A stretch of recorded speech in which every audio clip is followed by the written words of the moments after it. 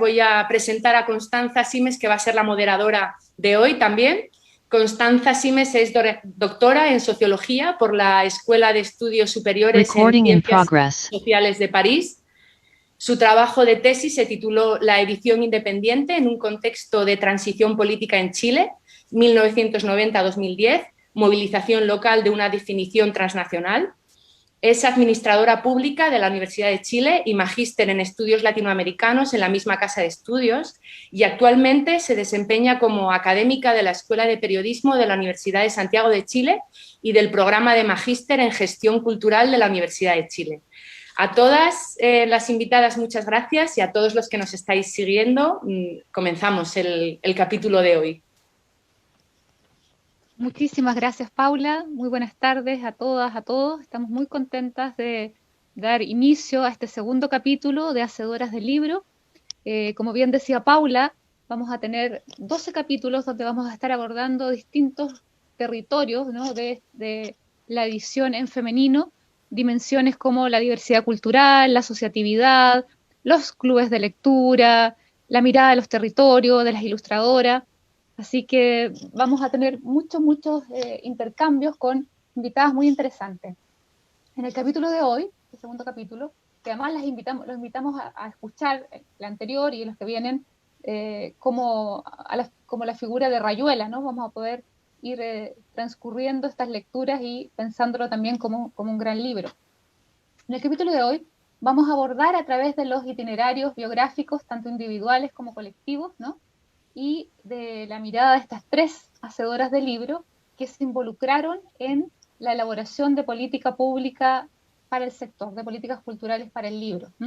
Nos interesa mirar los debates que ellas han puesto en circulación, las acciones que han impulsado y también las maneras en que se han organizado. Me gustaría partir, voy a presentar a cada una de ellas en detalle, pero me gustaría partir con Regina Rodríguez. Muchas gracias por acompañarnos, Regina. Estás desde Madrid, así que estás un poquito trasnochando. Regina es periodista, dirigió la revista Mujeres del Instituto de la Mujer de España, que dependía del Ministerio de la Cultura. Fue directora además del proyecto de la empresa Meigas, colaboradora de diversos medios de comunicación. Dirigió la revista Mujeres en Acción y editó la colección Ediciones de las Mujeres de ISIS Internacional. Además, Regina participó de varios proyectos, entre esos ¿Qué se ama cuando se ama?, una trilogía dedicada a Gonzalo Rojas, La Metamorfosis y Al Silencio. Fue jefa del Departamento de Industrias Culturales de ProChile y le tocó liderar la política de la lectura y el libro 2015-2020, que acaba de ser evaluada. Regina, me gustaría preguntarte cómo ha sido tu camino público con el libro. Hola, buenas noches a todos y a todas. Qué linda iniciativa de ofrecernos este espacio de encuentro y de reencuentro para mí, que estoy lejos, con una trayectoria que ya lleva 20 años, o quizá más ahora, 25. En realidad, bueno, yo vengo del mundo de la cultura, trabajé mucho tiempo también en los mundos económicos, pero siempre intentando abrir espacios para el tema cultural. Trabajaba en promoción de exportaciones en Chile y por lo tanto yo tengo que decir que empezamos a trabajar con el libro muy pronto, tipo antes del 2000, pero que aquí el trabajo más interesante quizás tiene que ver con mi experiencia anterior, de poder conectarme con lo que era el libro y las necesidades del mundo del libro, además de ser soy una apasionada de la lectura, es que la asociación, la asociación de editores, que en ese tiempo estaba muy en ciernes, fue haciendo un trabajo permanente de didáctica prácticamente con el sector público. Entonces yo creo que mi experiencia anterior, que tiene que ver con, yo trabajé en el Ministerio de Cultura Español, como dijiste, y también trabajé en el CERNAM, cuando recién se construyó el CERNAM y se hizo, el CERNAM era una serie de programas separados, como violencia contra la mujer, mujeres amas de casa, en fin, los centros de información de los derechos de la mujer, y hubo todo un proceso de aprendizaje, también de la experiencia española, de diseñar el plan de igualdad de oportunidades. Entonces la idea de hacer una política pública sistémica surge en mí, en lo personal, de mi trayectoria, bastante desde ahí, y es algo que mantengo hasta ahora. Y luego, al entender y al conocer a los editores que fueron muy activos en esta búsqueda de diálogo con el sector público, nosotros abrimos un espacio para ir viendo qué hacer, ¿no? Cuál era la realidad. En ese tiempo solo había la Cámara del Libro, ¿verdad? La Cámara del Libro lo único que hacía a nivel internacional era alguna feria muy modesta, y muy modesta, digamos, la presencia de Chile afuera, y nuestra intención era eso, reforzarlo. Entonces, en este proceso interesante de diálogo con los editores, que vinieron a decir, nos estamos organizando, se hizo la asociación de editores por primera vez, qué bueno que esté Francisca aquí, eran 7, ¿no? Y se empiezan a crear este diálogo, a entender mucho más el sector, por lo menos de mi parte, y a comprender que esta dinámica tenía que ser mucho mayor de lo que nosotros en un pequeñísimo lugar podíamos hacer. Eso fue un proceso muy largo que no me va a tomar todo el tiempo, pero quiero poner en el origen de mi inquietud, por un lado, mi experiencia pública, en dos lugares importantes que después los volveré a tomar. Y pero otro, la iniciativa de la sociedad civil organizada, en este caso no eran todavía tan organizados, pero se creó ese diálogo. Entonces, hay una posibilidad de aprendizaje desde el sector público, de entender las necesidades de un sector para llegar finalmente, creo que llegaremos más adelante en la conversación, al tema de la política del libro. Muchas gracias, Regina. Quisiera darle ahora la palabra a nuestra segunda invitada, Francisca Muñoz, ¿ya? Ella es editora, es arquitecta y desde el 2010 es directora de la editorial de Sacabana, ¿ya? Le ha tocado además coordinar iniciativas como la Primavera del Libro, que es un espacio de circulación y de bibliodiversidad muy relevante en nuestro país. Francisca, a ustedes les ha tocado estar en distintas fases dentro del ciclo de esta política pública y de la acción pública en cultura en sentido más amplio. Me gustaría si nos pudieras contar un poco cómo tú te involucraste. En particular, me gustaría que nos pudieras contar respecto de la dimensión de la asociatividad. Efectivamente, la sociedad civil y las asociaciones de profesionales de la cultura traían un diagnóstico propio, traían un camino largo, recorrido, bueno, desde el 2010 con la primera mesa del libro, perdón, 2001 con la primera mesa del libro, el 2005, ¿no? Que esas dos instancias dieron origen luego a la primera política sectorial del 2006 y a este segundo momento del año 2015-2020. Si nos puedes contar un poco cómo fue tu acercamiento, cómo llegaste a liderar este espacio de la Asociación de Editores de Chile. Sí, hola a todos, buenas noches y gracias por esta invitación. Sí, bueno, yo estoy hace 5 años en el cargo de directora ejecutiva de la Asociación de Editores de Chile, y como editora, porque de formación soy arquitecta y dirijo una editorial de arquitectura, y en realidad me empecé a involucrar con el tema de la edición tarde, digamos, o sea, cuando yo ya estaba haciendo libros sin quizás saber mucho de todo esto, y más por la pasión de hacer libros y de publicar y de dejar registros. El 2013 tuve la suerte, de conocer la Asociación de Editores, y en ese momento que yo estaba pensando o en hacer algún posgrado en edición, o cómo aprender más de la edición, decidí meterme a la Asociación de Editores y involucrarme en el directorio. Así que participé del directorio entre el 2014 y 2016.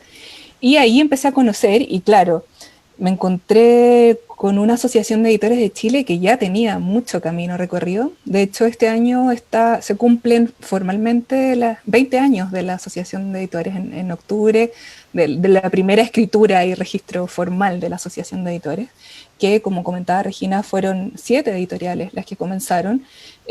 Actualmente hay 119 editoriales que han pasado por la asociación, y activas son 97 hoy. Y entonces ahí la verdad que empecé a conocer de qué se trataba y a conocer todo este trabajo que ya habían hecho y que agradezco mucho, porque, y también siento y me doy cuenta que las nuevas editoriales, que también han crecido, o sea, han aumentado mucho la cantidad de editoriales, se van creando nuevas editoriales cada año, cada mes, o sea, a la asociación de editores llegan entre 2 y 4 editoriales por mes, o sea, eso es mucho. Nos damos cuenta de que empiezan a llegar editoriales y personas que están haciendo libros, que le apasionan los libros, que conocen mucho de libros, sin embargo desconocen este trabajo de políticas públicas que se habían trabajado antes. O sea, llegan a una asociación que ya está súper sólida, armada y bien instalada, y cuesta mirar como toda esa historia que fue intensa. O sea, creo que hoy la posibilidad, nosotros participamos en esta última versión de la Política Nacional de la Lectura del Libro 2015-2020, o sea, bueno, ya a mí personalmente me tocó participar y pude involucrarme bastante en las mesas técnicas de trabajo, y también representantes de toda la asociación estuvieron en esas mesas de trabajo, y eso nos hizo vincularnos y entender todo el ecosistema del libro, entender todas estas aristas que tiene, y también relacionarnos de manera más directa con el Estado y con las políticas públicas finalmente. Entonces, nos hemos sentido escuchados en general, nos hemos sentido que tenemos voz, que podemos participar. Siempre falta, pero ya hay un espacio, y eso ha sido muy relevante y muy importante. Muchísimas gracias, Francisca. Nuestra tercera invitada conjuga de alguna manera estas dos miradas. Mónica Bombal. Ella es historiadora, es máster en literatura infantil y juvenil y fue precisamente coordinadora del Plan Nacional de la Lectura desde el Mineduc, ¿ya? Actualmente, Mónica, junto a Paloma Valdivia, dirige Ediciones Liebre. Mónica, bienvenida. Me gustaría pedirte que nos puedas contar un poco desde esos dos caminos, ¿no? Desde la edición independiente y este proyecto que ustedes tienen de literatura infantil, pero sobre todo desde la mirada de una persona que pudo participar articulando, ¿no? La Política Nacional de la Lectura y del Libro 2015-2020 se caracterizó además por una gran participación de la sociedad civil, por un principio de búsqueda de articulación entre distintas unidades del Estado. A ti te tocó estar en el Mineduc, en una función muy importante. Entonces me gustaría que nos pudieras contar cómo se fue produciendo, ¿no? Esos intercambios, ese trabajo en concreto y ese modelo de gestión entre instituciones públicas y la sociedad civil. Bueno, muchas gracias. Un gusto reencontrarme aquí con Regina y con Francisca, que ya muy pronto vamos a empezar a tener una relación un poco más fluida al ser parte, ojalá, liebre de la Asociación de Editores. Y bueno, y con Constanza, que algo hemos trabajado juntos, pero felicito esta iniciativa de juntar mujeres con distintas trayectorias a conversar sobre estos temas. Bueno, mi experiencia desde el Ministerio de Educación, y hoy día ya fuera del Ministerio, desde la edición independiente, desde la creación de una editorial enfocada en primera infancia, que es donde estoy abocada hoy día, tiene como una trayectoria intensa. Si trabajar en un ministerio, bueno, algo que compartimos con Regina y Constanza también en su paso por Cultura, los ministerios son instituciones grandes, pesadas y que cuestan cambiarlas. Y hay veces que hay ciertas personas que tienen miradas y que van posibilitando ir abriendo caminos. Yo no creo haber sido de esas personas que abrí caminos, sino que hubo otros que fueron abriendo, y a mí me tocó ir pavimentando un camino que algunas figuras importantes, y principalmente mujeres, empezaron a liderar desde el año 2010, que es cuando yo llegué al Ministerio de Educación, y que llegué invitada por una jefa de la División de Educación General, que venía de una trayectoria de haber fundado varias bibliotecas, y que ella creía muy firmemente en hacer desde el ministerio algo más grande y más mancomunado del esfuerzo que ya llevaba el ministerio haciendo hace mucho tiempo en cuanto a bibliotecas y al trabajo de promoción de la lectura. las bibliotecas escolares CRA tenían ya una trayectoria muy potente desde la reforma educativa de los años 90, ¿cierto? Y cuando se creó el programa del Centro de Recursos de Aprendizaje con Constanza Mekis, con un equipo muy potente y muy poderoso que instalaron la idea de tener muy buenos libros y el Estado asumiera esa compra de buenos libros para poder crear estas bibliotecas, ya venía con una trayectoria. Y el Ministerio ya tenía ese peso, esa carga, ese presupuesto. Sin embargo, estaba bastante como encerrado en sí mismo. Y en ese momento, entonces, esta Verónica But, que fue la persona que tomó el cargo aquí de la División de Educación General, y Loreto Fontaine, que estaba en la unidad de currículum, empezaron con esta idea de decir, bueno, ¿y qué pasa si nos articulamos también, no solamente como en la cápsula que es el colegio y toda la unidad escolar y la comunidad escolar, que es un mundo en sí mismo? ¿Qué pasa si empezamos como a interactuar con el resto de la comunidad? Y ahí surgen algunas como voces potentes también desde las bibliotecas públicas, en ese momento todavía como Sistema Nacional de Bibliotecas Públicas, de la DIVAM, no en cultura, y por otro lado en cultura que estaba con sus fondos concursables y tenía líneas de promoción a la lectura, pero cada cual muy encapsulado. Y entonces vino este momento de decir, bueno, ¿y qué pasa si nos juntamos? ¿Podremos instituciones públicas que tienen trayectoria y peso y estructura y son rígidas y funcionan con sus miradas y sus misiones, con su presupuesto y con su burocracia, podrán conversar con otras instituciones públicas? Y desde ahí nos llegó como el mandato a un grupo de mujeres también que estábamos ahí entrando en cultura. En cultura estaba la Carla Eliesech, en la DIVAM, la Paula Larraín, la Francisca Navarro, la Soledad Camponovo, y nos tocó como tratar de empezar a decir, bueno, ¿qué pasa si tratamos de hacer que estas instituciones conversen? Y no es fácil, porque son instituciones que no están acostumbradas mucho a conversar. Y es como que sí, conversamos un ratito, pero en realidad esta es nuestra responsabilidad, este es nuestro peso, y tenemos que seguir como trabajando como en esta mirada. Y esa idea de poder ir abriendo y tratar de escribir algo, aunque haya sido como desde una mirada al principio limitada, decir, bueno, vamos con estas tres instituciones, tratemos de tirar lineamientos comunes en pos de una mirada más amplia, que tenía que ver con cómo hacemos que Chile avance y se vaya transformando en un país más lector, desde la convicción de que la lectura, siendo una actividad muy personal, también tiene esta dimensión social muy potente que es constructora de democracia y todo lo que creemos los que trabajamos firmemente por la lectura. Entonces, ¿qué pasa si intentamos salir de nuestras cápsulas y tratar de construir algo un poco con una misión más amplia? Y ese ejercicio inicial fue bien como preliminar, de tratar de vincular estas tres instituciones, a ver qué es lo que hacen, en qué pueden hacer calzar sus presupuestos, qué cruces posibles hay entre bibliotecas públicas y bibliotecas escolares, por ejemplo, cómo hacemos que los profesores conozcan toda la red que hay de fondos concursables de cultura, cómo hacemos que los autores que son financiados con algunos proyectos para escribir muy buenos libros, esos libros puedan llegar a las escuelas, puedan hacer esos diálogos y esos tránsitos.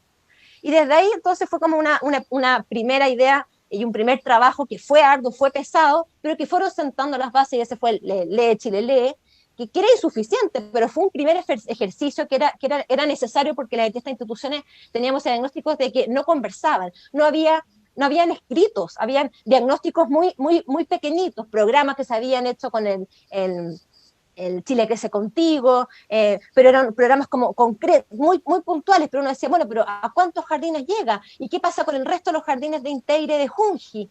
Y la idea de empezar a pensar más en políticas públicas, probablemente hay muchos más antecedentes, pero este momento donde me tocó a mí inicial fue como empezar a sentar estas primeras bases de estos espacios de discusión y de empezar a tratar de escribir un documento con lineamientos que pudieran ir como abriendo este camino. Y luego entra con fuerza en el segundo gobierno de la presidenta Bachelet, una convicción de decir, sabes que sí, estaba muy bien haber partido con estas tres instituciones, pero aquí necesitamos hacerlo crecer, hacerlo participativo, invitar a todas las sociedades, las agrupaciones que están formadas y las próximas que podrían venir y construir una política pública desde una base que ponga, que abra estos espacios y que no sean algunos hacedores de política encerrados en sus oficinas con sus experiencias quienes construyan, sino que conversemos, debatamos, hagamos debate, hagamos una metodología, levantemos una metodología participativa,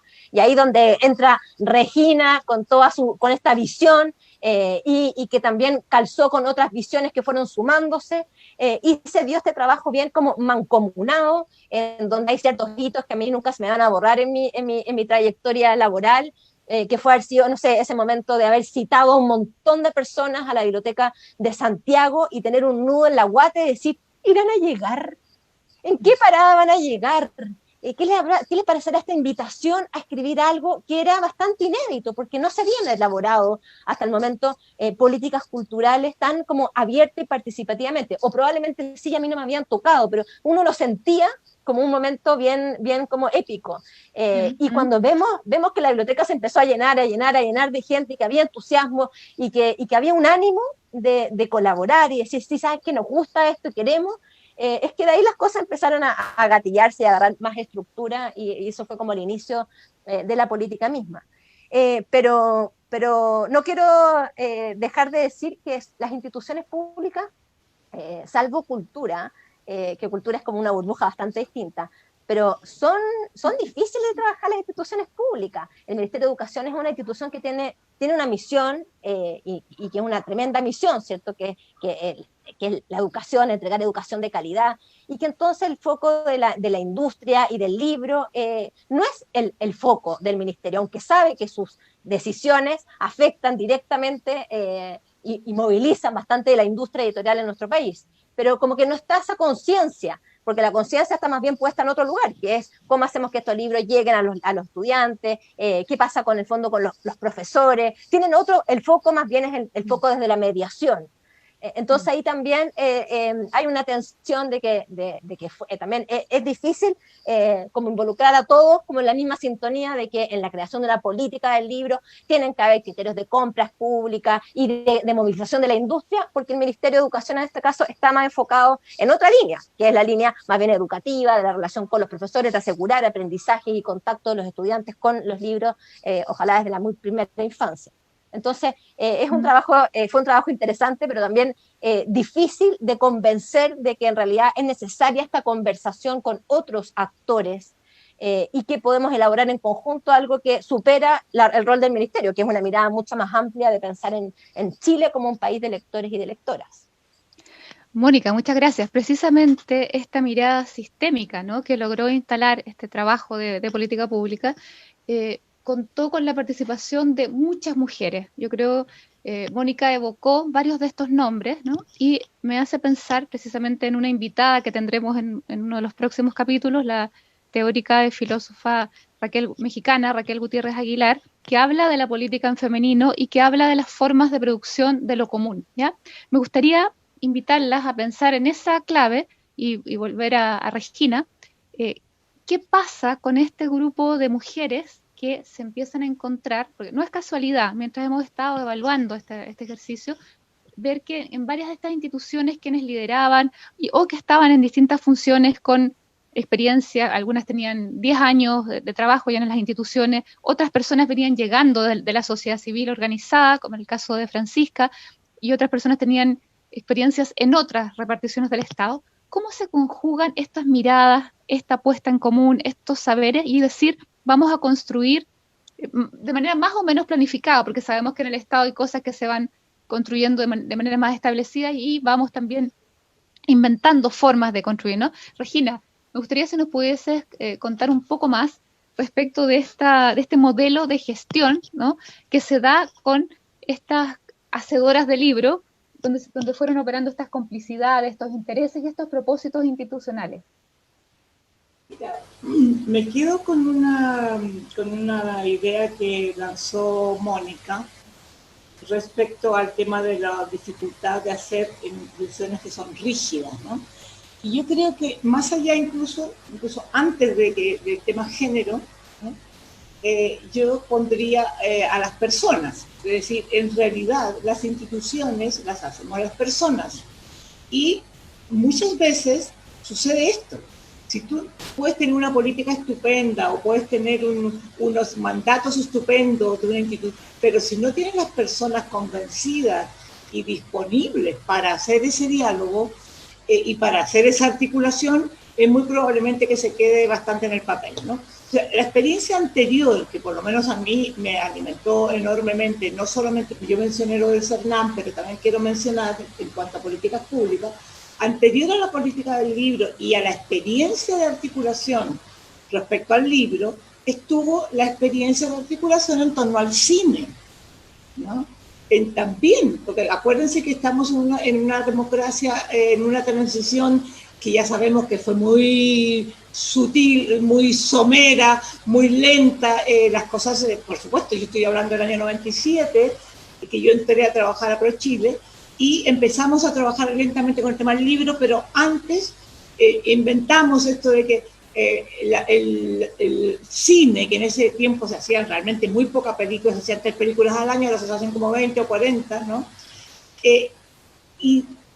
La idea, empezamos a trabajar con Claudio Di Girolamo, que estaba en el Ministerio de Educación, no había Consejo de la Cultura, no nos olvidemos, pensando en, bueno, inventémonos una manera, eso quiero insistir en esto, en lo de inventarse formas de trabajo, y que cuando tú te inventas formas, como dijo Mónica, de pronto te encuentras tus cómplices. Y en este caso, casualmente han sido mujeres, la mayoría, pero en ese momento, inventarse significa, yo inventé porque tenía a mi cargo el tema de la imagen país, dije, ¿cómo la cultura no va a formar parte de la imagen país? O sea, es fundamental, nunca ProChile, que se dedica a la promoción de exportaciones, se había dedicado a la cultura. Por lo tanto, hicimos un convenio con Claudio Di Girolamo para este tema, y después incorporamos a la Corfo, a la DIRAC, que en ese tiempo la DIRAC era la mínima expresión, tenía 2 pesos. En la DIRAC estaba la Alejandra Sillero, estaba en Corfo estaba Leonardo Ordóñez, en fin, quiero decir, ahí encontramos esos socios, ¿no? No eran, solamente éramos 2 mujeres y 2 hombres, bueno. Pero también lo interesante es que tú vas aprendiendo de esa experiencia, y de esa experiencia cuando la experiencia da buenos resultados. De esa articulación surgieron muchas cosas después, ¿no?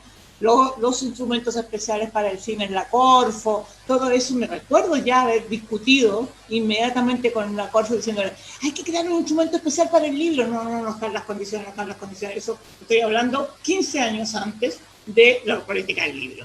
Por lo tanto, cuando sucede y llega el momento en que tú has hecho este proceso que ha explicado Mónica, que me encanta que lo cuente porque no lo sabía así como lo has contado, me encanta, además con ese entusiasmo, y yo conté antes muy someramente, pero también lo dijo Francisca, esta maduración de lo que es la asociación desde la sociedad civil.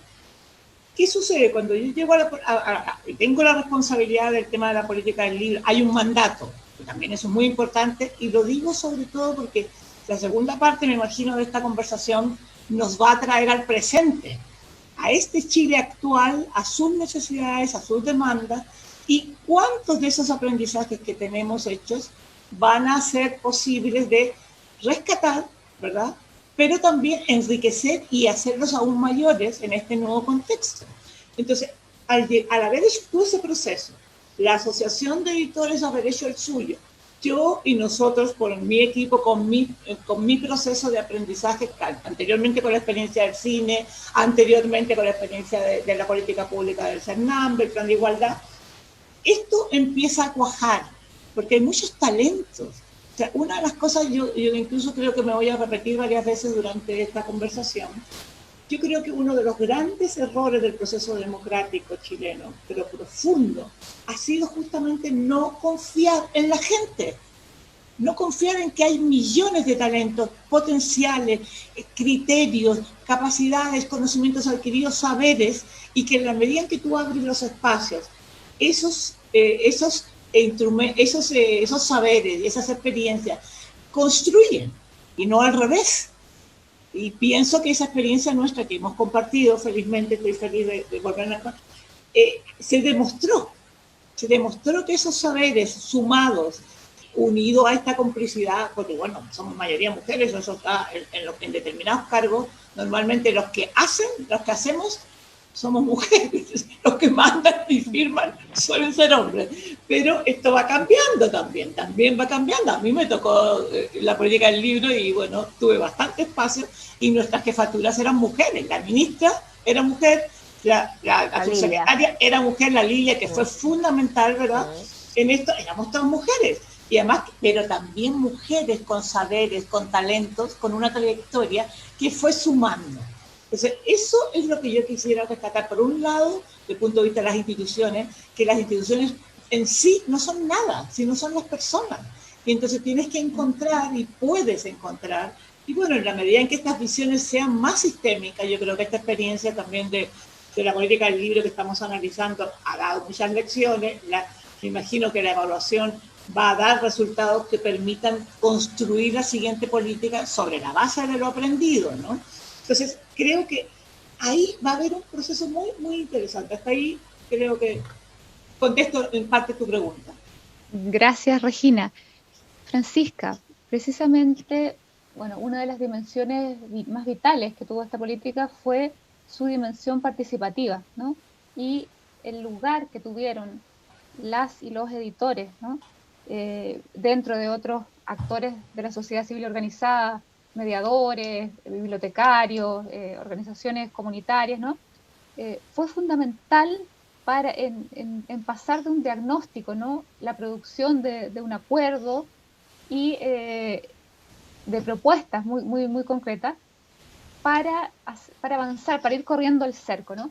Justamente en esta clave de lo participativo, que hoy día también vemos, estamos en un momento histórico donde toma mucha relevancia, ¿no? La interpelación al poder y los modos participativos que la sociedad civil está exigiendo y está poniendo en las propias narrativas de la ciudad.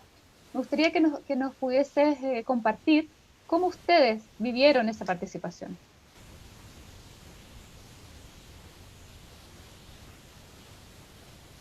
Tiene el micrófono apagado.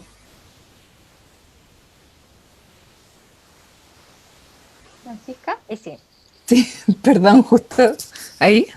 Sí. Sí, sí, perdón, justo empezaste la pregunta y se me cortó internet, así que me puedes repetir la pregunta, Sí, por favor.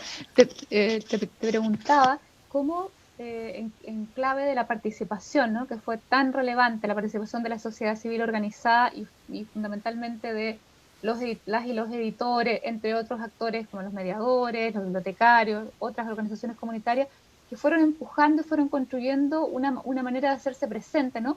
Pasando de un diagnóstico, ¿no? de aquella situación que era necesario corregir o empujar, ¿no? correr un cerco, hacia la elaboración de propuestas, ¿no? y de medidas muy concretas.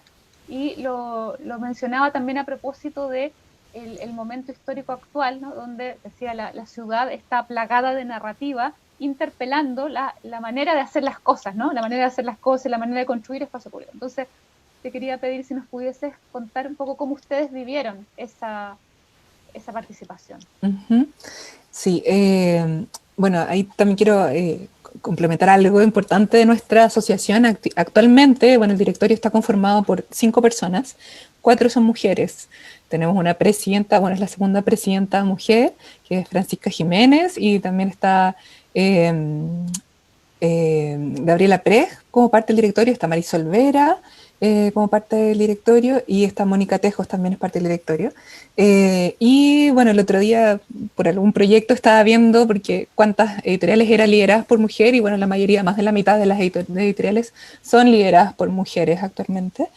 Y sí, puede tener relación en esa, bueno, o en ese trabajo colectivo, en la participación de las mujeres, o quizás en la generosidad, en la relación de compartir información y de involucrarnos y de ayudarnos, apoyarnos. Esto no quiero dejar fuera a los editores que afortunadamente en nuestra asociación contamos con muy buenos compañeros y creo que no se maneja, no hemos tenido de problemas así de que nos sintamos discriminadas o habitualmente no se suelen ver, digamos. Así que también eso es muy rico, es un espacio muy rico de trabajo. Y bueno, justamente esta asociatividad y compartir esta asociatividad nos ha hecho como que una persona puede ir a una reunión, por ejemplo, y pueda transmitir y todos estén involucrados. Y en eso quiero mencionar algo que la Primavera del Libro, que es la feria que, bueno, este año es la 10ª versión de la Primavera del Libro. El año pasado la 9ª versión la tuvimos que hacer de manera virtual, ojalá este año la podamos hacer de manera presencial. que para nosotros es una fiesta, es un evento, es un encuentro maravilloso. La última primera del libro presencial participaron 150 editoriales, muchísimas, y bueno, encontrarnos y desde o sea, la primavera, que también nos parece también un espacio que puede sonar, ¿cierto?, un poco femenino, y también algo muy bonito que se da en esas instancias, y bueno, y en general como en todos los trabajos que estamos haciendo, esto de la asociatividad que yo digo es como que nos pusimos, como que hicimos una vaca para poder generar la primavera del libro, o sea, como que todos unirnos y todos pusimos energía, y que las editoriales que participan se sienten que también fueron parte de la creación de eso. Bueno, hace poquito, y también a propósito de que este año se cumplen estos 20 años, cambiamos, por ejemplo, la imagen y el logotipo de Editores de Chile, tenemos un nuevo sitio web, y eso también, hicimos una consulta a todas las editoriales, todos votaron y participaron, entonces también eso es, el sentirse involucrado y sentirse parte de esto hace que te involucres tanto en la ejecución, hay un compromiso constante y permanente. Y bueno, y en la política misma y en la implementación de la política en esta última versión quinquenal 2015-2020, recuerdo perfecto esa reunión que mencionaba Mónica en la estación Mapocho, o sea, la estación, perdón, fue en la Biblioteca Santiago. Biblioteca Santiago. Que claro, en mi caso me acuerdo que fui a algo que sabía que era muy importante, pero no tenía muy claro lo que iba, y yo creo que era la mayor parte de nosotros iba así. Y fue increíble llegar este espacio lleno de gente y después ver en lo que se fue convirtiendo, o sea, como desde esa reunión con mucha gente, después ya, no sé, bueno, idear una metodología, ahí estaba Regina también ahí muy involucrada y liderando también aquí toda una organización de cuál iba a ser la metodología de trabajo, cómo íbamos a desarrollar y cómo íbamos a implementar una política y cómo nos iba a afectar en la práctica después eso. O sea, para nosotros era una duda gigante y sin entender además de políticas culturales, que no era algo, o sea, bueno, es la primera política cultural y es la única que se implementó de las distintas sectores de las artes. Y las otras están ahí expectantes, o sea, no, como ver qué pasa acá, pero nosotros sentimos que este trabajo interministerial, que involucró la sociedad civil, todo el sector público, que claro, en un comienzo era Ministerio de Educación, Ministerio de Cultura, pero después ya está, claro, Ministerio de Relaciones Exteriores, Ministerio de Hacienda también involucrado en reuniones, o sea, se fue haciendo un cruce enorme y nosotros tuvimos la suerte de estar en eso. Entonces, la política misma se trabajó, bueno, con reuniones cada 2, después fueron cada 3 meses, mesas de trabajo, mesas técnicas, que siempre estaban coordinadas por alguna persona del sector privado y una persona del sector público, y que nos tocó participar directamente y encontrarnos ahí, encontrarnos en distintas temáticas y de este ecosistema del libro y trabajar desde distintos ejes, distintas áreas de medidas que nosotros mismos habíamos trabajado en su creación, bueno, que ya venían trabajándose en realidad desde la mesa 1 en el año 2001, y que se fueron mejorando y perfeccionando. Entonces, o sea, creo que fue vital ese intercambio de trabajo entre los distintos ministerios, las distintas personas, bueno, y encontrarnos finalmente con personas, o sea, no con un ministerio o con un nombre así o un sitio web que tú no sabes, sino que finalmente te encontrabas con la persona, mira, sí, yo soy la persona que recibe esos correos, no sé, y tengo que contestar, y ya con eso generar un vínculo que nos facilitó muchísimo el trabajo. Entonces, ahí conocernos ahí y después también nos ha pasado, bueno, ya se armó como una red de trabajo importante, porque ya seguimos en contacto, ya sabemos quiénes somos, ya sabemos qué áreas, quién puede resolver esto, entonces creo que en eso también hace que vaya bastante rápido varios procesos que más allá de lo no sé, estructurados o rígidos que puedan ser los ministerios, creo que se han logrado, no es pasarlos a llevar, sino que lograr flexibilizar o entender Y, o sea, también una de las reuniones para mí súper importantes fue cuando estuvieron de Chile Compra, la gente de Chile Compra, en una reunión de una de las mesas técnicas, porque, claro, teníamos la brillante idea, y seguimos teniéndola, de tener un catálogo editorial donde las instituciones públicas pudieran hacer así tipo marketplace, que ahora ya todos nos manejamos bastante bien con esto, pero poder comprar a través de esto y que todo funcionara. Entonces era así, no, pero el Ministerio de Hacienda no va a poder eso porque tiene un sistema súper estructurado y no. Y cuando va la gente de Hacienda y dice, oh, qué interesante lo que ustedes están planteando, o sea, como otra cosa que no habíamos visto. Veamos si podemos hacerlo, o sea, como no fue así como, no, eso es imposible, sino que al contrario, y yo creo que también estaba eso rico de estas mesas de trabajo que ya empezaban a ser una familia, cada vez que nos juntábamos, así como el reencuentro después de 2 meses, y bueno, y cada uno se llevaba a trabajo y seguíamos también trabajando durante esos 2 meses. Así que estamos nosotros súper ilusionados y muy esperanzados también de la nueva política que comienza pronto. Connie, quiero... Que ya quería... Sí, Regina. ¿Puedo contar una cosa chiquita? Sí, por supuesto. Mira, interesante, estoy feliz de escucharlas además porque son otras miradas, ¿no? Pero esta reunión masiva que fue fundacional tiene una historia cortita que es importante rescatar porque como se va a hacer otra política y es rescatar la función del Consejo del Libro. El Consejo del Libro, para quienes no estén informados, está constituido por representantes de distintas instituciones vinculadas al tema de la cultura, educación, ¿verdad? La dirección de monumentos, que ahora ya está dentro del ministerio, en fin, y de representantes de la sociedad civil, donde están los editores, la Cámara del Libro, la Asociación de Editores, el Colegio de Profesores, los escritores, ¿verdad?, que también tienen su asociación, y las universidades. Es decir, eso está en el Consejo del Libro.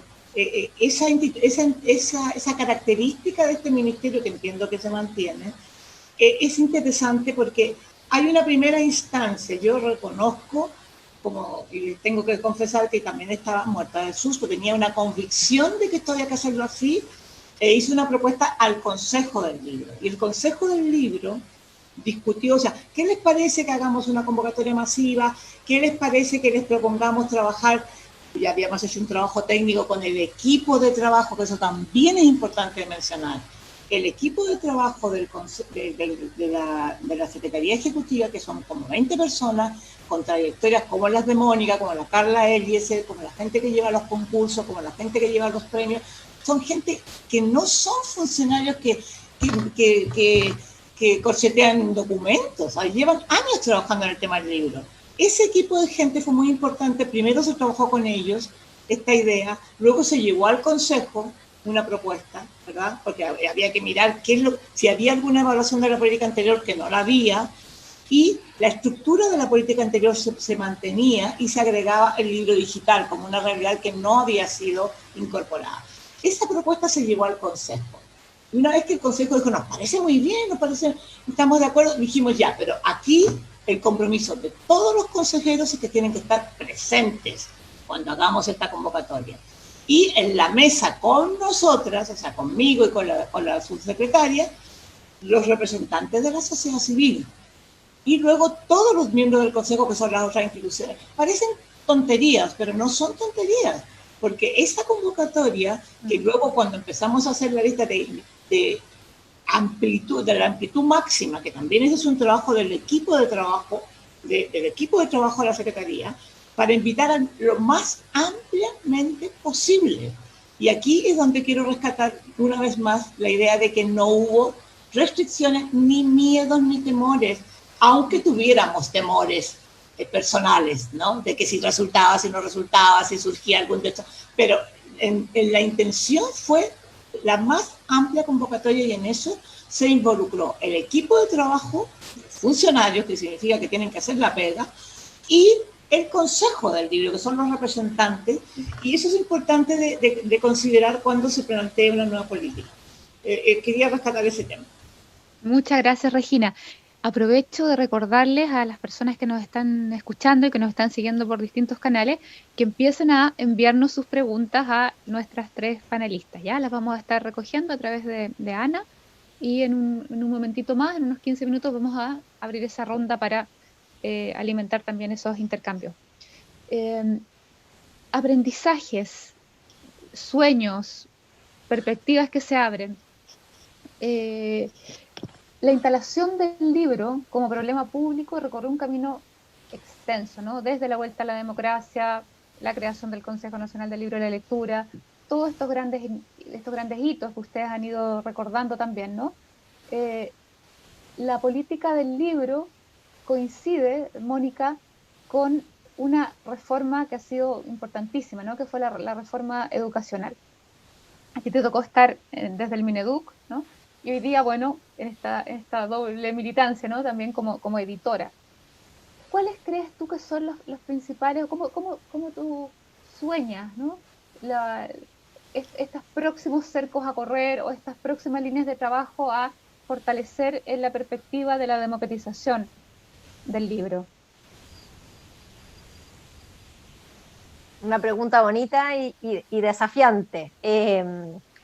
A ver, el terremoto que significó hacer todos esos cambios estructurales en nuestro sistema educativo fue potentísimo, y esas repercusiones que se tuvo en el ministerio, que veíamos el ministerio tomado, después con la efervescencia que se iban a poder provocar los cambios y después los miedos, eso fue un momento que yo valoro dentro de mis 9 años dentro del ministerio como el periodo de ebullición más potente y más esperanzador, ¿cierto? Así, bueno, a ver, aquí viene un momento donde vamos a aprobar una ley de inclusión que va a terremotear toda la estructura de las escuelas como las entendemos, y va a implicar entonces el bajar barreras que estaban levantadas durante mucho tiempo por un sistema que se había creado y que se había perpetuado durante mucho rato. Y esa como expectativa y esa esperanza de decir, bueno, no, queremos bajar esas barreras, desde la lectura se abría una tremenda como posibilidad, y pensar en que los libros y que podían entrar de nuevo con más fuerza y resignificando entonces este espacio más inclusivo que iba a ser este espacio de la escuela, reencontrándose ya no con barreras de acceso, de tener que pagar, o que hayan listas de matrícula, sino que cualquiera pudiera entrar, como ciertas convicciones que se empezaron a instalar en el sistema educativo. También empezó a mirarse al objeto, a remirarse al objeto libro, y decir, bueno, cómo los libros y las colecciones que tenemos tienen que también estar en sintonía y apoyar todo este proceso inclusivo de revolución y de cambios educativos que se estaban proponiendo.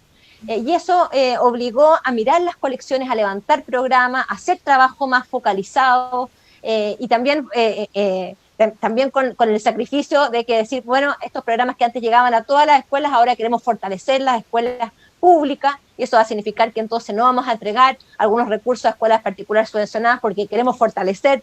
Eso implica un trabajo difícil desde el ámbito de las políticas públicas, donde uno sabe que hay muchas demandas, pero que los recursos a veces son escasos. ¿Dónde los ponemos? ¿Por qué los ponemos aquí? ¿Qué libros se van a comprar? ¿Qué estrategias se van a privilegiar?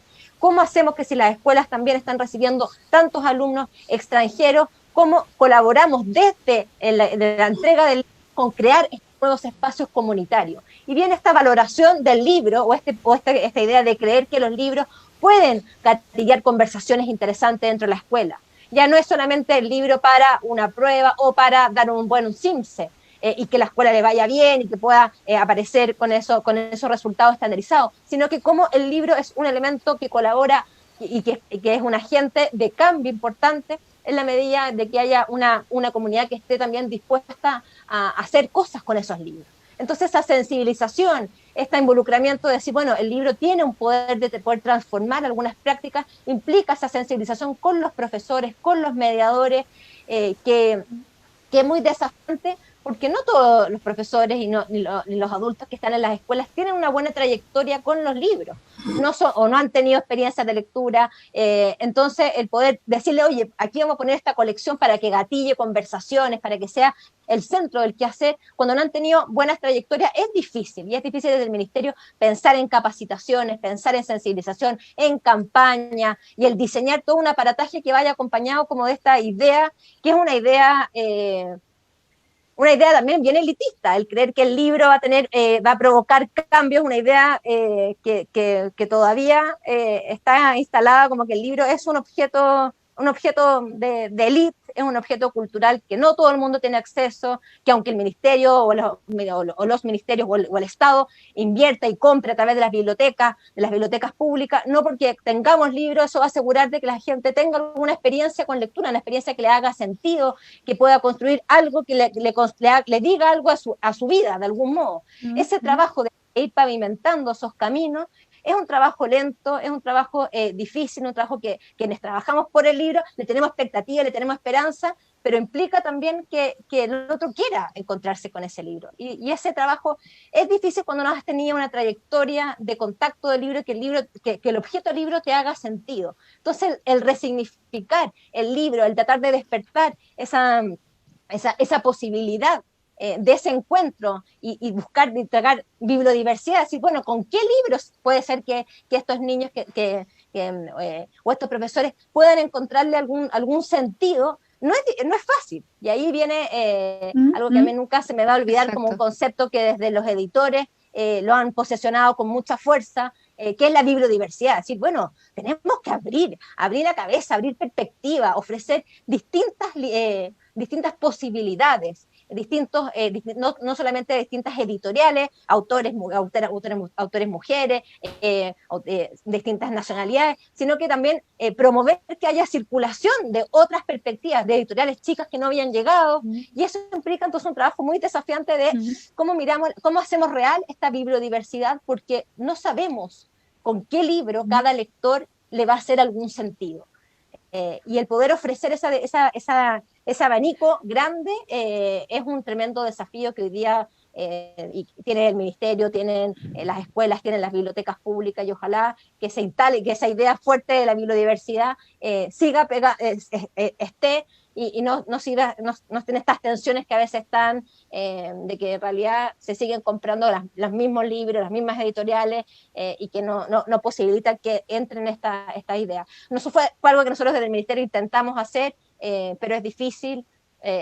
Porque también, aunque Regina decía que claro, tiene que ver con las personas, sí, son las personas que pueden gatillar los cambios, pero también las instituciones tienen peso, a veces todo el camino que uno recorre, llegan jefaturas nuevas y también se deshace el camino, las instituciones en general van dejando poca memoria, y por eso uno también ahí valora esta cosa más mancomunada, porque quedan un poco más de registro de que si yo no lo escribió desde otro ministerio y quedó algún tipo de registro. Pero en general también vemos con mucha pena, quienes ya hemos salido de algunos ministerios, que también vienen cambios de autoridades y viene ese borrón y cuenta nueva.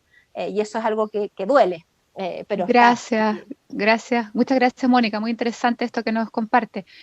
En esta misma perspectiva, ¿no? Bueno, tú has evocado el tema de la convicción institucional, ¿no? Y el tema de el valor simbólico, ¿no? Que ha tenido, el valor simbólico relativo que ha tenido el libro durante la postdictadura, ¿no? Me gustaría preguntarte, Francisca, una de las medidas que quedó a medio camino, ¿no? Y que ha sido un anhelo del mundo de la cultura desde el retorno a la democracia, tiene que ver con la discusión respecto al IVA, ¿no? Una medida con la cual la dictadura el año 76 castigó el libro, y la discusión respecto al precio único, ¿no? De inspiración francesa, y bueno, también el modelo alemán, ¿no? De cómo se trabaja con las librerías y las librerías independientes.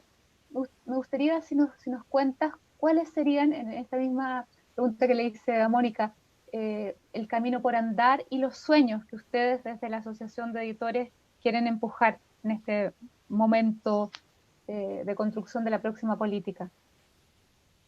Sí, bueno, es un tema que quedó bien dormido en la implementación de la política 2015-2020, y que claro, hay tantos otros temas que finalmente se nos empieza a quedar atrás y muchas veces volvemos a discutirlo, y así como el precio único. Creo que en este momento no hay una postura así súper común. Bueno, claramente el IVA no puede ser un 19% igual que cualquier otro producto, eso sí está claro.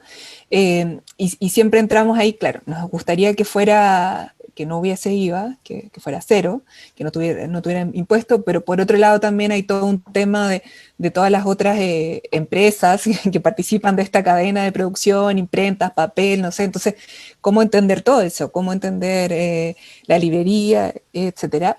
Y el precio único también pasa algo que si bien se intenta mantener un precio más o menos estable, pasa que sí, el libro en Chile es bastante caro, no solo por el IVA, el papel es caro, las imprentas son caras, o sea, hay todo un proceso ahí que encarece, y sobre todo ahora, bueno, con la gran cantidad de editoriales independientes en general, se manejan tirajes bastante pequeños. O sea, recuerdo hace un tiempo hablando con una editorial pequeña argentina, decía, no, nosotros imprimimos poco, no sé, 5.000 copias.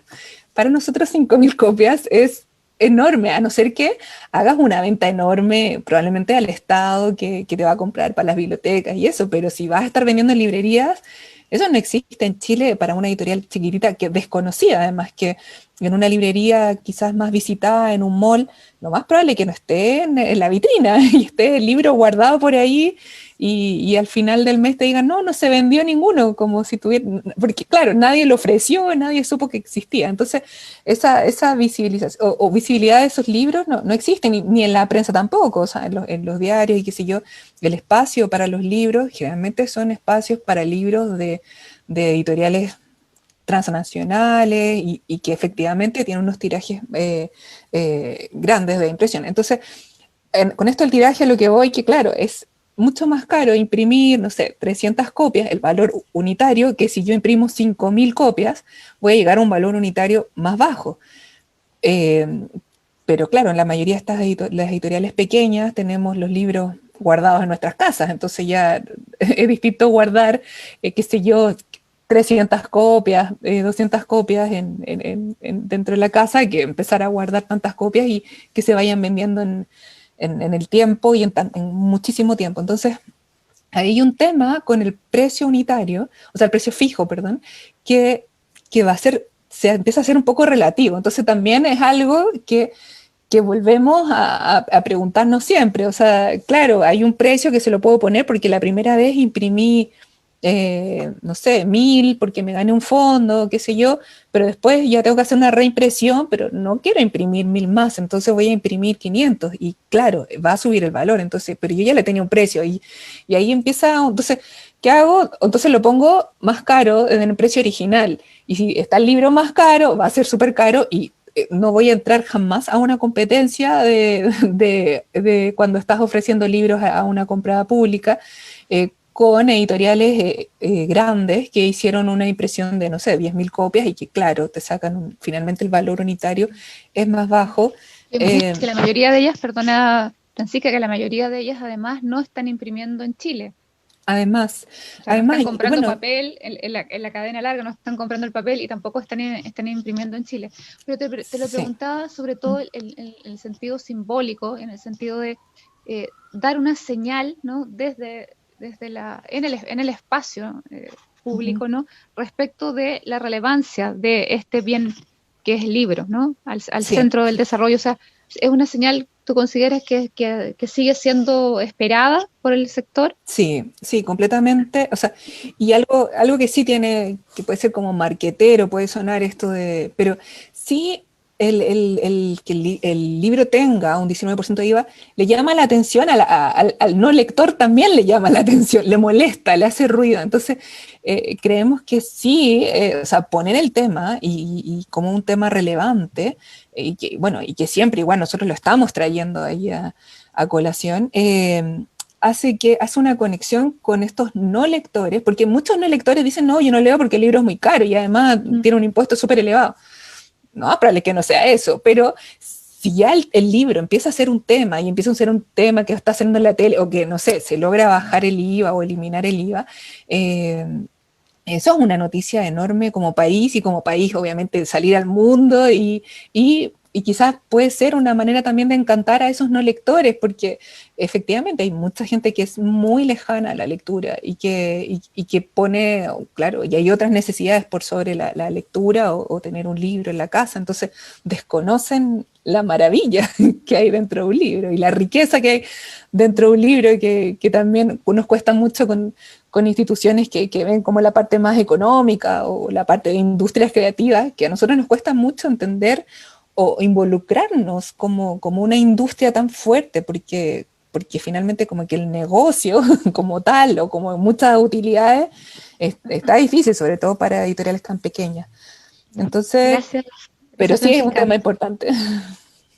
Sí, quizás si tuviéramos a más de nuestras personalidades públicas hablando de libros y hubiera mucho más espacio en los propios medios de comunicación donde se hicieran preguntas como las que nos invita hoy día el Centro Cultural de España, ¿no? Hablar de libros, comentar, conocer lo que estamos haciendo y eso también es una manera de ir democratizando, ¿no? Y de volver ese lugar que tuvo en algún momento en Chile el libro, en los años 50, 60 fue muy fuerte.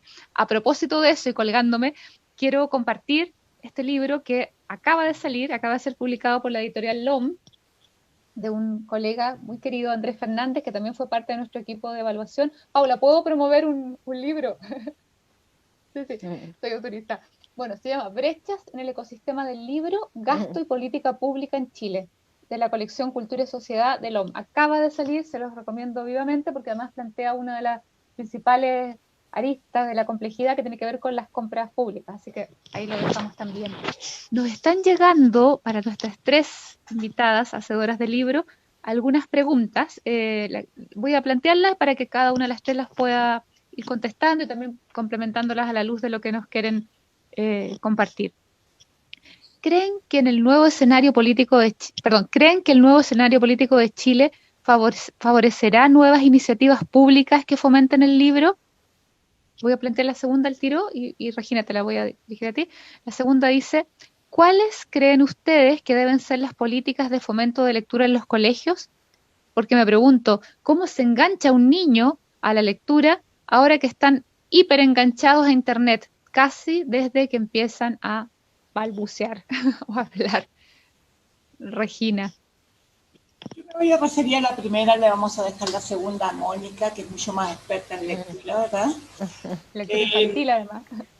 Mira, yo quiero decir 3 cosas. Una, de la política anterior rescatamos y hemos rescatado también la conversación el tema de la participación, el tema de la interinstitucionalidad y el tema del seguimiento concertado, que se ha hecho un seguimiento concertado con la sociedad civil. Yo esas 3 cosas las rescato profundamente. Luego, por supuesto, hay brechas, hay cosas que no se abordaron, no hay una referencia explícita al tema género, por ejemplo, a pesar de que es inclusivo, el lenguaje es inclusivo, siempre lo trabajamos inclusivamente, pero es interesante lo que viene, porque la pregunta es si favorecerá. A mí me parece que más que si favorecerá, yo creo que el escenario ha cambiado de tal manera es protagónica la ciudadanía en estos momentos, que cualquier política cultural, y específicamente del libro que se plantee, debe considerar esta ciudadanía empoderada, ¿no? Es decir, si nosotros estamos considerando que hicimos un proceso interesante de participación, inédito y todo lo demás, pues eso se queda pequeño ante las demandas que la calle está poniendo en estos momentos. Por lo tanto, hay que ser enormemente creativos para responder a esas demandas, para escuchar, para no temer, insisto, a esa ciudadanía que tiene mucho que decir y mucho que demandar, pero también mucho que proponer, que es mucho de las cosas que nosotros pudimos ver, no era solo demandas, hay propuestas, aquí hay mucha ciudadanía organizada. También el otro tema es, ¿qué pasa con la ciudadanía no organizada? Que es lo que mencionaba Francisca. Todos aquellos que están lejos del mundo del libro. Ahí es donde las políticas públicas tienen un rol muy importante, tanto desde cultura como desde educación, como desde todos los demás ministerios. Insisto, yo creo que efectivamente hay desafíos muy grandes que en los próximos años, tal como se estaba planteando, creo que los cambios son muy grandes. Pienso que el tema del IVA diferenciado, muy probable que ahora sea mucho más posible de hacer. Yo recuerdo perfectamente nuestra conversación con Juan Carlos Sáez, representante de los editores, con Hacienda. O sea, fuimos a Hacienda a plantearle de las mesas del libro, 700 personas en el país han planteado el tema del IVA. Respuesta: no se puede conversar. O sea, no es un tema conversar, imposible conversar. Pero como todas sabemos, los que estamos aquí, desde octubre del 2018 se ha conversado, se han abierto todos los temas que no se podían conversar, como el tema del agua, como el tema de las AFP, o sea, temas que no se podían conversar en el sentido de abrirse a posibles cambios, ¿verdad? Pues ahora creo que el escenario es muy distinto. Por lo tanto, sí, la respuesta es que creo que sí a la pregunta de si el nuevo escenario favorece. No solo favorece, sino que exige mucha creatividad desde quienes estén a cargo del diseño de las políticas públicas, mucha modestia a la hora de escuchar esa ciudadanía que ha sido capaz de tantas cosas, y la idea de la sostenibilidad de esas políticas, que viene dado por algunas experiencias interesantes como el seguimiento concertado y eventualmente con la creación de nuevos instrumentos que permitan hacer seguimientos periódicos con una línea de base que te permita realmente saber, no solamente decir palabras acerca de cuánto hemos avanzado, sino que se pueda demostrar. Muchas gracias, Regina. Mónica tenía el tema de la lectura. Sí, Mónica, sí, yo tomo entonces, pregunta, Mónica? No, tomo yo entonces el tema de sí, qué hacer hoy día en los colegios para que los estudiantes lean, cuando están hoy día con el tema de internet tan presente. Bueno, hay varias, creo que la escuela está haciendo crisis con temas de lectura hace bastante rato. Y tiene que ver con que hay un esfuerzo que se hace muy, bueno, mi diagnóstico es el siguiente, que se hace hay un esfuerzo muy fuerte en los primeros años, y que se pone las fichas de decir, vamos a enseñar a leer y vamos a llevar a la biblioteca, a ver todo un espacio como mágico de leer en la biblioteca. Pero una vez de que se acaba esa experiencia como mágica de los libros, que nos disfrazamos y hacemos todo un esfuerzo, los profesores, los mediadores, viene un momento donde los libros dejan de tener imágenes, empieza a aparecer esta idea de la evaluación de la lectura, el control detectivesco, y todos estos lectores que teníamos súper bien enganchados y enamorados, se desmayan en el camino. Vemos un segundo ciclo educativo donde los estudiantes ya no quieren leer por obligación, no quieren ser evaluados, o lo hacen por cumplir, pero sin ningún cariño. Ese es como el diagnóstico que en general se tiene. Yo creo que ese camino inicial está mal hecho. Yo creo que todas estas experiencias de lectura inicial que hemos expuesto a los niños a escuchar cuentacuentos mágicos, que nos tenemos que disfrazar y que tenemos que poner todo el esfuerzo entre un tremendo aparataje, ha desvinculado lo más simple, que es tener un libro y una buena lectura. Y una buena conversación que implique tener activamente, que yo sea como un lector, alguien activo que puedo conversar con el texto, con las ideas que me está proponiendo, que me puede convencer a un personaje como podría no gustarme, y poder tener ese espacio de conversación desde muy primera infancia. Es decir, cambiar esa estrategia para que no tenga que ver con ese cambio más de maquillaje, de que se me salen las ilustraciones del libro y entonces a mí se me acaba el gusto por la lectura. Fue porque ese gusto por la lectura no fue bien tal vez no fue del todo tan bien construido. Porque un lector que desde muy pequeño es capaz de conversar, desafiar los libros, poder analizarlos, mirar qué pasa con las imágenes, entender que los libros son propuestas de un autor para hacerme a mí sentir de cierto modo, es decir, están puestas las ilustraciones con esos colores para provocar algo en mí. Hay un narrador que yo tengo que ver si le voy a creer o voy a desconfiar, o hay una historia que voy a ver si es verosímil o no, voy a ver qué me pasa con ese héroe, con ese personaje, si me engancha o finalmente no cambió, no le pasó nada y es inverosímil y es soso y no tengo ningún vínculo con él. Si eso pasa desde muy primera infancia, los lectores tengan pruebas estúpidas que sean de controles de lectura o no, van a seguir siendo buenos lectores. Yo creo que hay un tema de promoción de la lectura desde primera infancia que debemos cambiar en tema de las prácticas que se están haciendo. No solo esta cosa bonita de sentar a los niños muy calladitos y con las orejas atentas, escuchando un cuentacuento, sino que invitarlos desde muy pequeños a que puedan hablar sobre los libros, decir que les gusta, que puedan dibujar, que puedan tener respuestas lectoras y respuestas artísticas con respecto a la experiencia de lectura, para que no pase este placer intelectual que se ha instalado, esta idea como media romántica de que hay que promover el placer por la lectura, entonces que la evaluación mata el placer. No, yo creo que la evaluación puede ser un tremendo aliado también del placer de la lectura cuando renuevo las prácticas de lectura, cuando renuevo las prácticas de evaluación. Y eso es un trabajo importante que tienen los colegios hoy día que hacer, revisar sus prácticas de lectura, revisar qué es lo que están entendiendo por leer.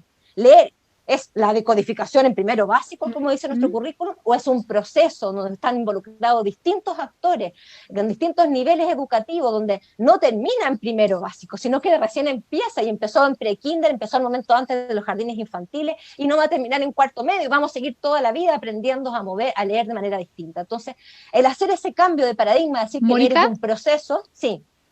Espérame, para tener la idea. Perdona, de leer sí. No, la idea de que leer es un proceso. Déjame saber la idea de que leer es un proceso y que hay distintos actores. También las prácticas deben renovarse y los profesores y las escuelas tienen que hacer una revisión importante de lo que llaman su plan lector. El plan lector hoy día está bastante como apagado, disminuido y queda solamente el plan de lectura domiciliaria, aquello que los estudiantes tienen que leer solos en su casa y que luego va a ser evaluado, muchas veces con un control de lectura detectivesco. Esas prácticas de lectura tienen que renovarse, es decir, podemos tener planes de lectura domiciliario donde los estudiantes, que sean más flexibles, que los estudiantes puedan elegir aquello que quieran leer, sabiendo que la escuela tiene un rol y tiene que también asegurarse de que haya cierto canon que tenga, porque si no se lee en la escuela tal vez nunca se van a leer. Es importante que los profesores acompañen algunos procesos, pero que también haya algunos libros que los estudiantes puedan escoger, que puedan entrar los temas que les interesan a los estudiantes, los formatos, que pueden entrar las mangas, los animes. Hace poco en la Universidad Católica hicimos, a propósito del mes del libro, una actividad sobre manga y anime en la escuela. Se llenaron una cantidad de profesores porque no sabían qué era el manga, porque escuchan de parte de sus estudiantes que están leyendo, pero al tener este desconocimiento tratan de dejarlo fuera de la escuela. Entonces hay interés por saber de cuáles son esos intereses, no para que a la hora del manga entre dentro de la escuela y voy a empezar a evaluar el manga, sino que por poder acercar a los lectores y a los intereses, y ese es un trabajo que hoy día tienen que hacer las escuelas, renovar sus prácticas y acercarse a los estudiantes a saber qué les interesa. Eso. Muy de acuerdo contigo, Mónica, muchas gracias, pero te quiero contrapreguntar en esa misma línea. Tenemos un problema estructural, ¿no?, que tiene que ver con la repartición de los capitales culturales en nuestro país, ¿no? De alguna manera, el estallido social también podemos leerlo en clave cultural. ¿No te parece que las políticas culturales que tenemos en Chile están siendo hechas para cuerpos cansados? ¿Qué quiero decir con esto? De las cosas positivas de la pandemia, hemos escuchado a muchos padres y madres decir, tengo tiempo, entre comillas, puedo leerle a mis hijos en esta cosa maquinal de que paso 3 horas, me traslado en Santiago, cumplo con el trabajo. O sea, que no, Chile es uno de los países que tiene una calidad de vida precaria en términos de este espacio, entre comillas, de ocio. Me gustaría solamente para contrapreguntarte y luego le quiero dar la palabra a la Francisca, pero esto de leerle a los niños, leerle en voz alta el cuento que leemos en la noche, que es un espacio privilegiado para quienes podemos tener ese tiempo libre, ¿no te parece que también es determinante en la construcción de la ciudadanía lectora? Sin duda que o sea, si uno analiza como cuáles son los elementos condicionantes en la formación de un lector, el tema de tener modelo y tener acceso son dos de los fundamentos para poder formar un lector. O sea, en la medida de que hayan prácticas de lectura que uno vea en la casa, que vea a un adulto leer o que se interese, que en un espacio de compartir una comida te pregunten qué estás leyendo, o se comente, oye, yo leí este libro y me gustó por esto otro, o que aparezca como tema de conversación, el ver a alguien que lee, que lee el diario o que regala para un cumpleaños un ejemplar, sin duda que son elementos que van en la configuración de esa trayectoria lectora, van marcando a ese niño, a esa niña. Y el acceso de materiales de lectura, que hoy día, que en nuestro país, cuando que a diferencia de otros países, cuando se hacen estas encuestas para tratar de evaluar pobreza y niveles de pobreza, está la pregunta, que no está en otros países, en otros cuestionarios: ¿cuántos libros hay en la casa? Como si el solo hecho de tener libros en la casa, aunque sea la guía telefónica, sea un diferenciador entre pobreza o no. Entonces, le tenemos como cultura en Chile, le tenemos una fe a la presencia del libro dentro de la casa muy grande. Y muchas veces, ¿sabes? ¿Y cuántos casos conocemos probablemente aquí las cuatro, si hacemos la pregunta así a viva voz, de casas donde podemos tener gente súper millonaria con unas tremendas bibliotecas y que no han leído nada tampoco? Así, ¿es un garantizante? No es un garantizante de por sí mismo. O sea, el tener un modelo y el tener acceso es sin duda fundante, pero ahí también vienen todas las posibilidades de no haber tenido ninguno de estos dos y sí transformarse en un buen lector. Y ahí están todos los estudios maravillosos que levanta Michel Petit, ¿cierto?, desde la antropología cultural, de decir, bueno, los lectores pueden encontrarse con libros sin tener estas dos condicionantes que son, no son sine qua non, pero que sin duda que colaboran en tener una trayectoria, tener un modelo y tener un acceso, sí, pero no es el único camino. Y ese es el trabajo de la educación también, cómo desde la escuela podemos también ofrecer instancias de lectura, prácticas de lectura variadas, distintas, cómo la biblioteca escolar cumple un rol en esta bibliodiversidad que conversábamos hace un rato, ¿cierto? Que no hayan solo un tipo de libros, sino que los colegios ahora también puedan elegir. Hoy día está habilitado el carrito de compra, que vamos a ver ahí cómo va a funcionar desde Minedu con todas sus tensiones que están ahí con las licitaciones, que algo, no sé, me imagino que también Francisca sabrá ahora, pero está esta posibilidad de que la misma comunidad también decida qué querer comprar, escuchando las voces de los lectores. Y eso es importante, que la escuela también vaya acercándose a ver esos intereses para poder ir garantizando de que más niños y más estudiantes tengan algún encuentro positivo durante su etapa escolar con los libros y con la lectura. Muchas gracias, Mónica. Voy a redirigir entonces la primera pregunta a Francisca, ¿no? En términos de esto de la decisión de política pública. A mí me encanta coleccionar mensajes que están en las murallas. Desde el estallido social tenemos una ciudad llena de narrativa, de visualidad. Entre otras cosas, encontré un mural aquí cerca del Barrio Brasil que decía: me armo de libros, me libro de armas, ¿no? Hay una invocación hacia el gasto público, ¿no? Estamos poniendo los presupuestos públicos más en defensa, en seguridad ciudadana, que en estos otros espacios que tienen que ver con la convivencia social, con la lectura, con este compartir que nos señalaba Mónica. Francisca, en este nuevo escenario político de Chile, nos preguntaba este auditor o espectador auditor, porque estamos en el doble formato, ¿crees tú que favorecerá nuevas iniciativas públicas para promover el libro y la lectura? Sí, creo que sí. De todas formas, tiene que pasar algo. Estamos súper esperanzados en que así sea. Creo también, bueno, no sé, quizás también me relaciono con gente muy lectora, pero me llama la atención de tantos jóvenes leyendo, efectivamente leyendo, compartiendo libros en papel, comentando libros. Los clubes de lectura que veo, no sé, en Instagram, que sí, me llama la atención muchos jóvenes, y creo que en eso también, y pienso mucho, bueno, y a mí también como editora, en cómo reencantar, porque creo que también a mí me pasa, a mí mi etapa de escolar, por ejemplo, o los libros que me hacían leer, entre que eran temas que no me interesaban, unas ediciones horribles, unas letras así enanas que uno no podía leer, un papel que no te invitaba a leer.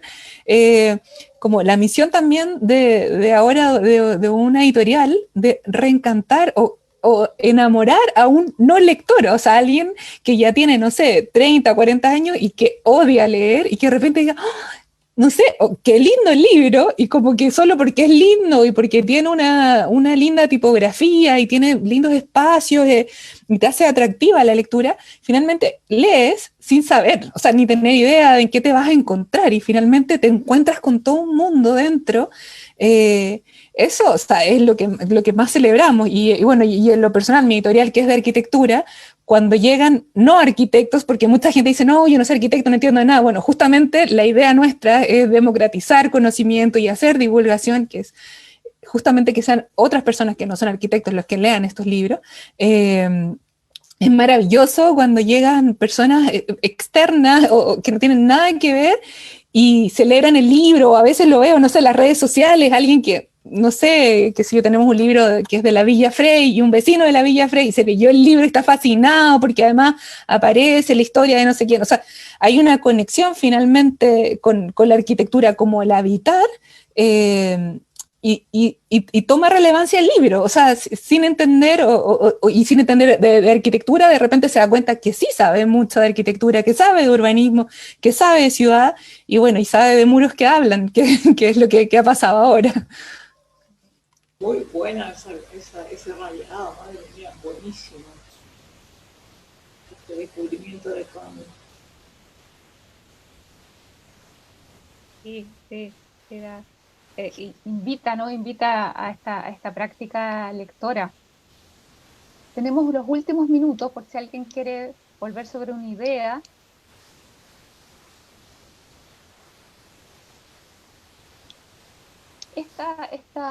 Este próximo ejercicio, ¿no? de política pública va a contar, como bien decía Regina, con todos estos actores múltiples, ¿no? Bibliotecarios, los editores, los distribuidores, los escritores, los mediadores, las personas que trabajan en los diferentes ámbitos del ecosistema del libro, y centrar nuevamente dentro del ecosistema al lugar de los lectores, de estos lectores diversos, de los territorios, con múltiples miradas, invitar a estas personas, a lo mejor, como decía la Regina, que no están organizados, ¿no? Como en asociaciones, ni de lectores o de actores más comunitarios, sino lectores más individuales. Va a ser uno de los desafíos que tenemos pendientes. ¿Cuáles serían otros? No me imaginaba, no quería referirme solo a lectores individuales también, sino dado que ha habido tanta riqueza en este periodo de expresión ciudadana, tanta riqueza, no solo las mujeres que se lo han tomado todo, sino los jóvenes, los de barrio, los vinculados a la cultura de todo tipo, ¿no? Creo que la cosa interdisciplinar, hay más temas, por supuesto que hay más temas. Todo lo interdisciplinar es un desafío.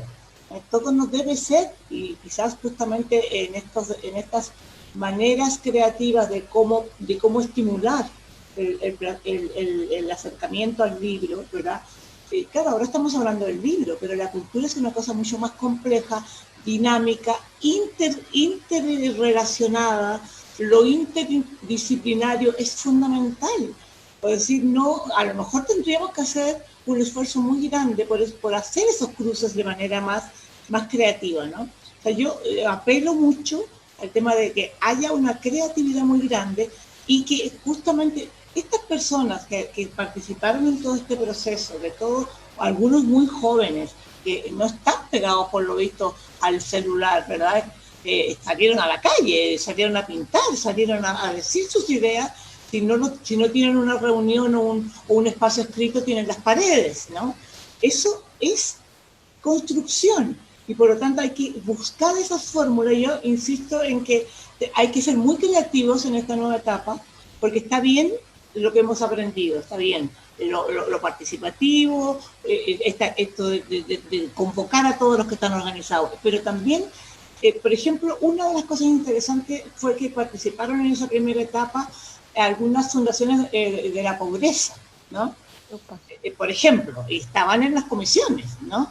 Eso es muy interesante, pero eso podría multiplicar por cientos, porque hay muchas otras asociaciones que están por otras temáticas y que han leído, ojo que la Constitución anterior, ¿verdad?, la que se va a cambiar, fue uno de los libros más vendidos en un momento, porque todo el mundo quería tener algo sobre qué opinar. ¿Y eso, sí o no? Se vendía, no solo se vendía ahí en los kioscos de periódicos, sino que se vendía en todos lados. Entonces, aquí hay un fenómeno que no se puede soslayar y que en esta creatividad tiene que estar considerado en la participación, en la escucha respetuosa de esas propuestas y esas necesidades, porque creo que eso van a salir cosas que inesperadas, no hay que tener temor a eso, al revés, hay que tener muchísimas esperanzas.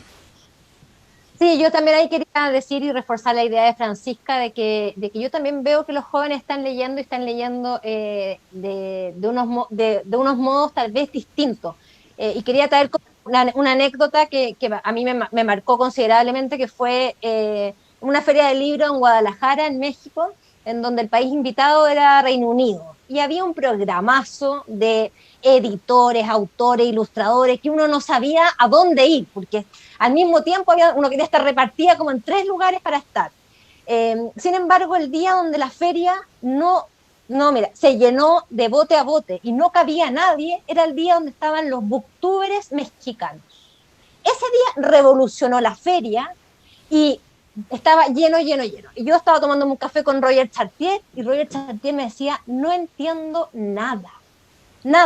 ¿Por qué los jóvenes andan persiguiendo a otros jóvenes que tienen un canal de YouTube donde recomiendan libros? ¿Sí? Todas las prácticas de lectura tradicionales, hoy día, con las que yo venía a mis conferencias y todo, hoy día al ver este fenómeno, que eran estos booktubers con guardaespaldas detrás, y estas hordas de jóvenes que los querían tocar, querían saber qué es lo que estaban leyendo, implica una revisión de las prácticas de lectura, de sociabilidad, de comunidad, que hoy día tal vez nos estamos mirando con demasiada atención. La proliferación de los talleres de los clubes de lectura que menciona Francisca son sin duda un elemento a analizar, a mirar un poco más cerca. Entonces es interesante como también remirar las prácticas de lectura. ¿Cuántos lectores hoy día están leyendo al computador y no sé qué? Bueno, se pasaron de ser lectores sólidos a ser lectores líquidos, y que bien también, porque tienen posibilidad de acceso instantáneo también a muchos libros que antes no podían. Entonces tenemos que también desprejuiciarnos, mirar más críticamente esas nuevas prácticas de lectura y dejar ese discurso que tendemos a tener a quienes trabajamos por el fomento lector y que fuimos, en mi caso, pero a los que están hoy día construyendo política pública, ese discurso como de superioridad, de decir, estos son los modos de leer, aquí se lee y tú lees ese tipo de libro, no, eso no es literatura, eso no es literatura. Ese prejuicio que está muy fuerte en nuestros discursos.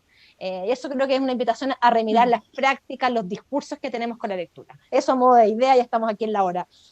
Perdón si me pasé. Sí, muchas gracias, Mónica. No, muy interesante como cierre la reflexión que pone en común la Mónica.